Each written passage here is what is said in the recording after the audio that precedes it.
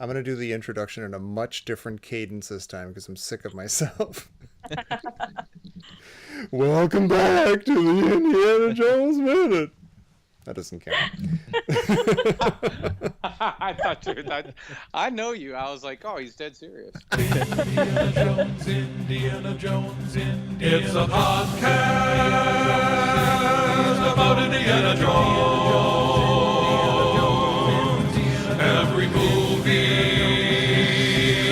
1 minute at a time. Indiana Jones, Minute. Welcome back to the Indiana Jones Minute, the podcast in which we celebrate and discuss the film Raiders of the Lost Ark 1 minute at a time. I'm Tom Taylor. I'm Pete Mummert. And I'm Jerry Porter. And I'm Jamie. Welcome, Jamie. Welcome back. Thank you. It's good of you to be here for minute 67 of Raiders of the Lost Ark. And minute 67 begins with Indy and Sallah lifting the stone cover off the Ark, and it ends with Marion and Belloq laughing hysterically at his family label. So I not everybody always agrees with me that the Indiana Jones movies are the fever dream that Han Solo has while he's encased in carbonite. Everybody agrees. But Everybody. This minute literally begins with R2-D2 and C-3PO. It's true. There is a hieroglyph behind Indy on that pillar of C-3PO resting his arm on R2-D2. That's pretty awesome. I did not know that. As far as I'm concerned, that drops the minute we're over. Pete, can I have a tell them where they can find us. Can I have a minor quibble with the archaeology of this scene? Of course. Yes. I think that the tomb paintings should be painted bright colors. Oh. Because it's a really common thing now for us to think that all this stuff like classical art or like medieval cathedrals or Egyptian art was all like pretty monochrome. But when it was made, it was all like super bright colors. The point that we would probably think it was tacky, but we think that because we're used to growing up with classical things which don't have any paint left on them. So I was going to say, could they have like been bright back then and now they've aged or gotten filthy or something? Or well, but everything else in the tomb seems pretty well preserved. Like particularly statues of Anubis seem like their paint is all intact. Yeah. So. Yeah. That's brilliant. I love that. No, I know exactly what you're talking about, and you're like, and it hasn't been opened in almost 3,000 years, whatever it is. yeah. Unless there's a room behind this one filled with painter skeletons and they all died right when they were about to start painting. Yeah, that's entirely possible. That's what the snakes are saying. Yeah, they're eaten by snakes. Yeah, Indy and Sallah, they go to their separate sides of this thing, and their plan for lifting this solid stone thing is just to lift. Just bend their knees and lift. And strain as hard as they can and lift. Like they had pulleys, they had ropes, they had torches, they had gas cans, they had, gas hoses. They don't have any, I don't know what they would use, but they don't have anything for lifting something immensely heavy. Wedge something in there besides your fingers. Anything. Or like 10 other dudes. Right.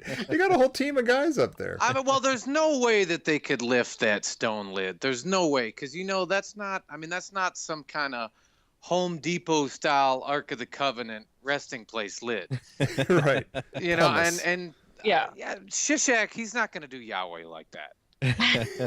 And like all Egyptian monuments are made from sandstone and limestone, which are really heavy stones. Yeah. So I'm gonna say there's some trick going on here. And so far he hasn't cut corners. Shishak, that is. He hasn't cut corners. He's not going to have that be like, a paper mache type of lid or something. Or like, Right. well, let's get the hollow one. It's cheaper. Yeah, no one will know the difference. Who's Yeah, gonna we lift it? already have gallons and gallons of paint we had to buy. For walls that no one's ever going to see because I'm sealing this thing up from the top. way up on top. No one can even get that high because there's no sand yet. But I have a question for either Pete or Jamie. Sorry, Tommy. I'm fine. I love you. But like in the back of this minute, in the background during this minute, you see actual King Tut, Pharaoh style sarcophagi standing in the back. Like if you look at the background, you see these, you see what look like the sarcophagi that they put pharaohs in standing up, right? And some of them are painted. Are they? I was wondering if those are ushabti, like if they're giant, kind of sculptures they would put in to serve the dead person in the afterlife. That may be, because I was wondering. I mean, if maybe they're statues instead of actually like a sarcophagus that would have somebody. I was wondering. That was my question. Could you, if you're like super pharaonic like Ballin, could you be like, I want to be buried next to the Ark of the Covenant? Well, so I'm going to discount the Ushabti theory, though it's a good one. But if you freeze it at second 11, you can get a pretty good view of one of them. And Ushabti are always depicted with their arms crossed over their chest holding hoes, because they're meant to farm for you in the afterlife. Oh, wow. And these guys are not doing that. Are they holding paint brushes? They look like tombs.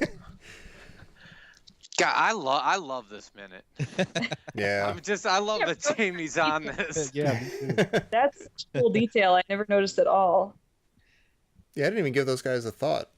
I'm one of those audience members who's like, oh yeah, Egypt. There's mummies and stuff. Well, it makes you wonder, like, is that's what they're going for? You wouldn't give it a second thought until you watch the freaking movie 1 minute at a time. Right. The detail is really cool. Yeah, no, it is. Yeah. Well, there's One also thing nice detail. Oh, go ahead, Tom. Oh, no, I'm sorry. Go ahead.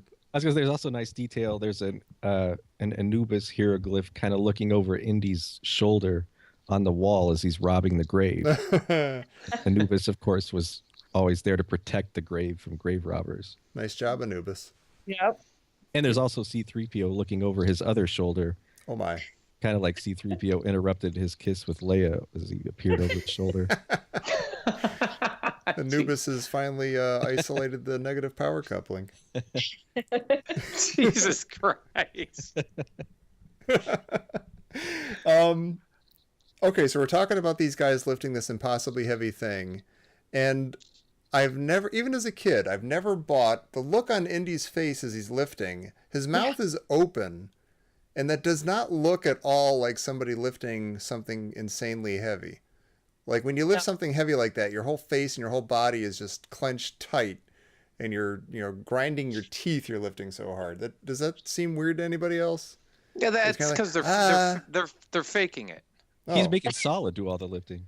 You're saying that thing probably weighs like 20 pounds, and it's a movie, and they did this 7 times, and weird. If you freeze it on second 23, you get a really good look of Indy's face, and it does not look like he's lifting something heavy. Yeah. Come on, Harrison Ford. He's totally playing light as a feather, stiff as a board. No, Sallah, it's moving. I'm not doing anything. What are you doing? Oh, it's magic.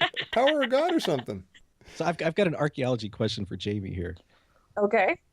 As they're lifting this up, you see these wooden poles behind them that they're in a minute, they're going to use to lift the ark itself. Mm-hmm. And my question is, I've been trying to figure out if they brought those down. I'm assuming they were already in the tomb since they're so ornate. But would wood be preserved for 3,000 years in an Egyptian tomb like this? If there are snakes, like from an archaeological perspective, is that? Well, I can't account for the snakes, though I don't think that snakes eat wood.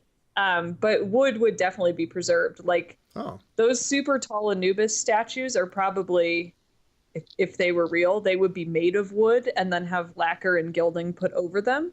Mm-hmm. Egypt's like a really dry climate, obviously, and so it preserves stuff incredibly well. Because I don't think they brought those. I don't think they brought those poles. No, I don't think so either. I was thinking about that too, and I think that they were in the stone chamber or something. Yeah. And they have like little tassels on them. Aren't some of the Egyptian sarcophagi made of wood? Yes, they are. And like a lot of the, going back to King Tut's tomb, a lot of the grave furniture was all made out of wood.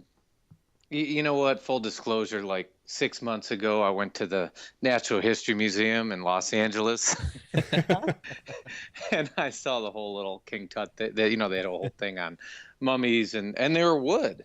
I think at different, yeah. I'm not that smart. I just remember that little minute. Oh, come on.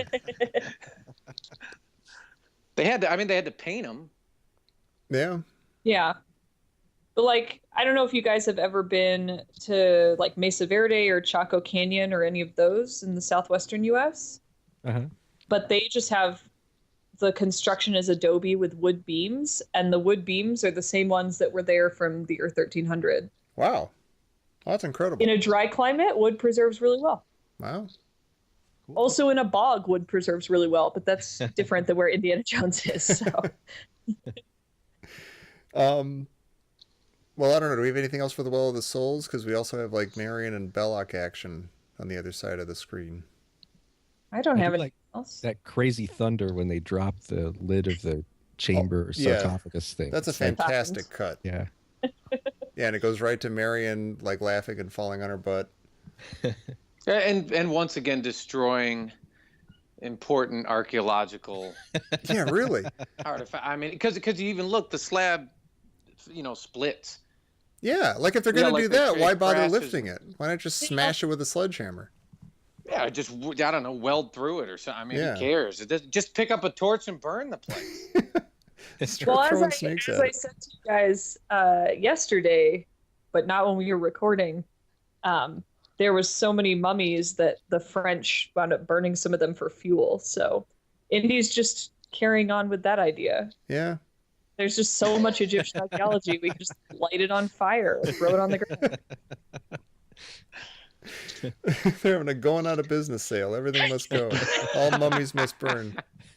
South Coast Boutique is having a fire sale. Oh my God. I'm never going to stop talking about this bottle that Belloq and Marion are drinking from, because he says, this is my family. I grew up with this. This is my family label. But the label, somebody correct me, does not look like it is in our alphabet, or the one used by the French even. That it looks like it's kind of Arabic or something. Not that I am an expert.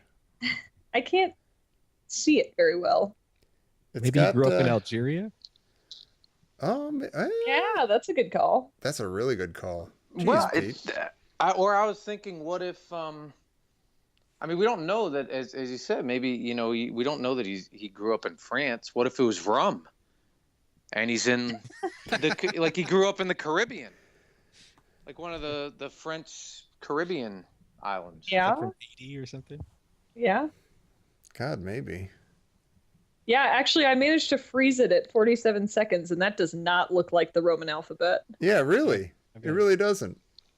So, I like the French North Africa theme. Yeah, that's not bad. Yeah. That works for me. Thank you, Pete. Jeez. Yeah. That was That's why good. he's an old desert hand. That's right. So he knows to bring a dress to the desert. Yeah. Like a pro. Well, when he says this is my family label, I grew up with this. I immediately go to. Was Belloq like a Richie Rich? Oh, totally. Yeah. That's I why you hate with him. like a Silver Spoons type of upbringing. Yeah. He had a letter jacket. He had all the hot girls. He had a convertible. You hate his guts, Jerry. He is your nemesis. I have to tell you guys that the Indiana Jones wiki says that he was born in Marseille. But I like Jones your idea. wiki. much better. What does a I bet wiki know? they probably say all the sarcophagi are made of stone too. Yeah. Weirdos.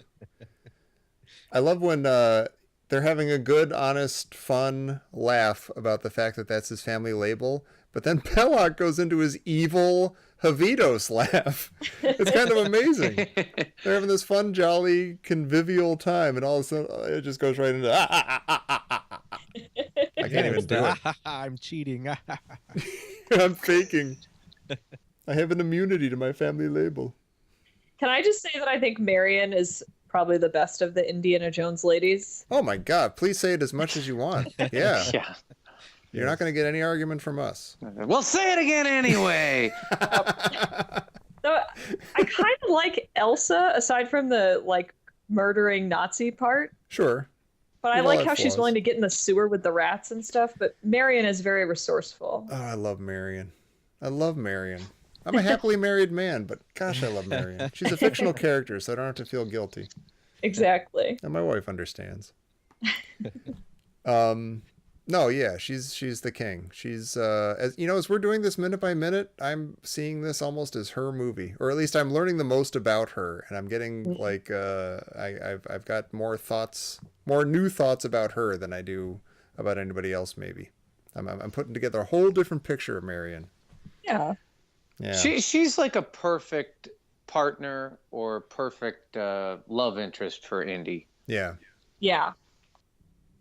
I don't know why he or the filmmakers would look anywhere else any other times they're telling an Indiana Jones story. He doesn't have to have a dame in every movie, you know. You can, have a perfectly fine adventure. That's a little James Bondy. It is. It is. Yeah.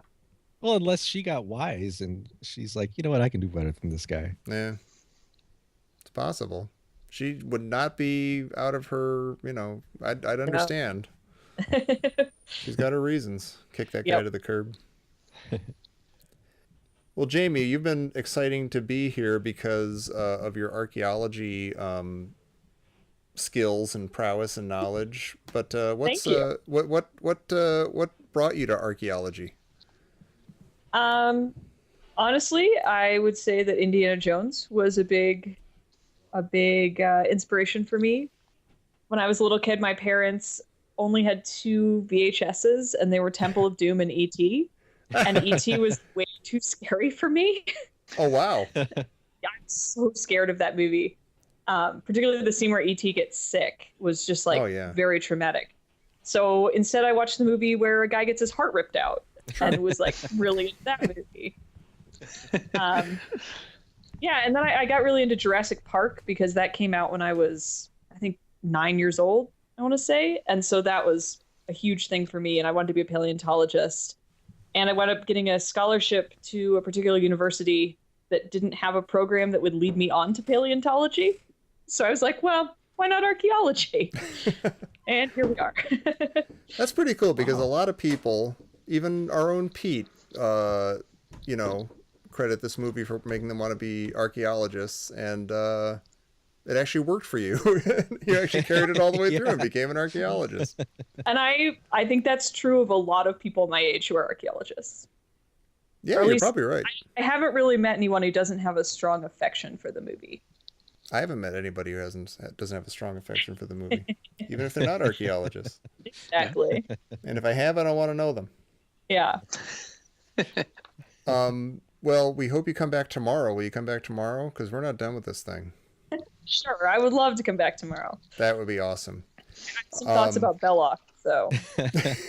Yeah, you can turn your archaeologist eye toward Belloq. We can figure him out too.